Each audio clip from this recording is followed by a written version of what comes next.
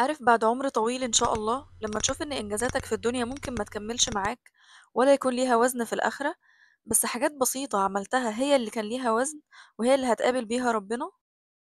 الحاجات البسيطة دي جزء منها دورك كمعلم أو منتور أو مسؤول عن فريق العمل، أو حتى بدون أدوار أو مسؤوليات أنت ساعدت حد بمعلومة عارفها، جملة تخرجه من موقف محرج مثلا، كلمة طيبة صادقة مش مجاملة تخرجه من أزمة نفسية، بتشاور له على الطريق وتقف له. بصراحة مش أي حد عنده القابلية يكون معلم كطريقة تعامل مش كوظيفة، مش أي حد عنده القابلية إنه يقدم دعم حقيقي وتوجيه صادق. إحنا برضو بشر ومحدش بيعمل حاجة غير لما يكون شايف إن فيها عائد ليه، أيا كان شكل المقابل ده.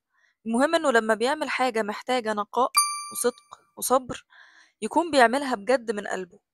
والإحسان في الأمور القلبية دي عايز حد قلبه متعلق بربنا. أنا بشوف إن تركيبتنا بالنسبة للأكثر تأثيرا علينا بتكون بالشكل ده: أول حاجة وأعلى حاجة هي الجانب الروحاني، بعد كده الجانب الشعوري، بعد كده الجانب الفكري، بعد كده الجانب الجسدي أو الواقع الخارجي. فالناس اللي واصلة لعلاقة قوية في الجانب الروحاني بتاعتهم بيعملوا حاجات تبان بسيطة بس هي تقيلة قوي على أي حد ما بيديش أهمية للجانب ده في حياته. وطبعا الاهتمام بالجانب ده اللي هو الجانب الروحاني هو اللي ليه اليد العليا على باقي الجوانب، هو اللي بيأثر على باقي الجوانب وهو اللي بيقوم باقي الجوانب. حابة أشارك معاك حكايات قصيرة فرقت معايا جدا. معلمة القرآن وأنا في ابتدائي قد إيه كانت بشوشة ولطيفة، كنت باحب حصتها، باتوتر لو ما كنتش مستعدة عشان ما تزعلش مني. طبعًا أنا كنت عايشة في السعودية، فعشان توضيحًا بس إن هُم المُعلِّمات كلّهم كانوا ستات يعني. في الوقت ده كان معظم المُعلِّمات داعمين، بيشجعونا بأنشطة وطرق مختلفة وحتى هدايا رمزية. بس هي عملت حاجة أنا مش قادرة أنساها لحد النهارده.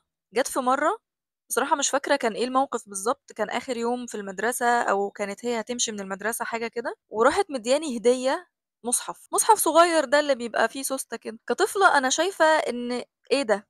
يعني كنت عايزة حاجة أحلى من كده. أنا عايزة أقول إن المصحف ده معايا لغاية النهاردة، ضاع مني كذا مرة وكنت باتضايق جدًا وبعد كده بالاقيه، بقيت باعمل نفس فكرتها مع الناس اللي عايزة ربنا يبارك لي في علاقتي بيهم، حاطاه جنبي طول الوقت وكل ما أشوفه أفتكرها وكل ما أقرا منه أقول جوايا قد إيه استثمرتِ صح في حاجة أجرها مستمر، بجد ممتنة ليها جدًا.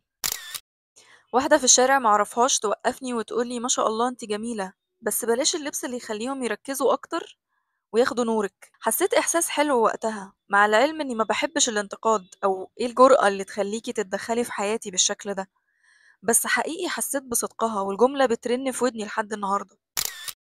مديريني في الشغل كانوا داعمين جدا جدا. أول واحد منهم وده كان في أول مكان أشتغل فيه، لما عرف إني مش حابة هندسة ومهتمة بمجال تاني قال لي أنا مصدق فيكي، لو محتاجة فلوس لو محتاجة أجازات أنا مستعد أساعدك بأي حاجة. وفاكرة كمان إنه جاب لي كتاب هدية يساعدني في الموضوع اللي كنت مهتمة بيه. الكتاب ده لسه معايا رغم إني وزعت كل الكتب اللي كانت عندي. وكل مديريني بصراحة كان ليهم الفضل في إنهم كانوا بيعلموني بصبر ولطف، علموني إن إحنا حاجة واحدة وبنشيل بعض وبنقف لبعض، محدش عايز من حد حاجة، لكن إحساس صادق بقد إيه هما عندهم إنسانية، عندهم إحساس بإن إحنا كلنا حاجة واحدة. واللي بعمله معاك النهاردة كأني بعمله مع نفسي بس بشيله الوقت تاني.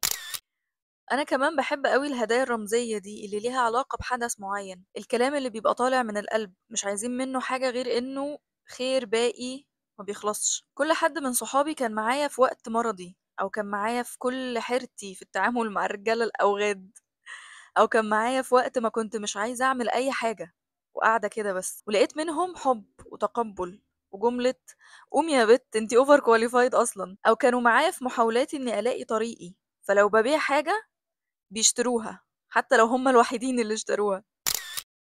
طبعا مش هتكلم عن أبويا وأمي لأن دورهم ما يتحصرش، يعني ربنا يبارك فيهم. كل حد علمك حاجة عن نفسك أو عن الحياة هو بيعلمك يعني ايه حب، ويعني ايه في حاجات تستاهل تعيش عشانها وتحسها، ويعني ايه ما تبصش تحت رجليك وما تبقاش ضيق. حتى الناس اللي بتقرا كتبهم او تاخد كورساتهم يا صديقي، اي حد عمل اي حاجة نفعك بيها غير فيك حاجة، غير احساسك بس دلوقتي. مش هقولك اشكره لانك مش هتبقى عارف تشكره ازاي، ميزانه هيفضل عمران، لكن هقولك شوف ده وقدره وحس بيه واعمل زيه. قصص الأنبياء يا اخوانا ذاكرهم كده، شوف العقلية دي كانت عاملة ازاي.